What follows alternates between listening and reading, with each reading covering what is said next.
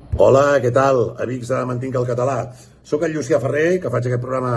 a TV3 de l'Atrapa'm si pots, en català i respostes en català, ja ho sabeu. I pel que fa al tema de mantenir el català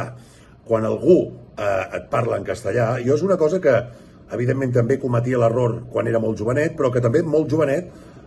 gràcies a uns mestres que vaig tenir, al grup Flash, com van ser el Miquel Calzada i el Carles Cuní,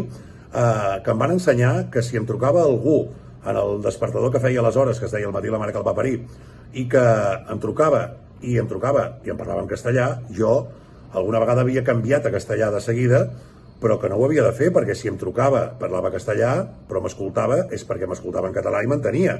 I és una cosa que em va quedar gravadíssima i que des d'aleshores ho he mantingut sempre. Sí que és cert que moltes vegades entres a qualsevol lloc, botiga, cafeteria de Barcelona, per exemple, sense anar més lluny, i et parlen en castellà, que al minut 1 fas l'intent de parlar castellà, però sempre acabo tornant al català perquè penso que si no m'entén, m'ho dirà i jo amablement, i només faltaria, i per respecte, canviaré a castellà. Però mantenir el català és mantenir-nos ferms amb la nostra llengua, perquè si no estem, exposats a la desaparició, i això no ho podem permetre. Per tant, mantenir el català sempre, les 24 no, les 25 hores del dia. Salut!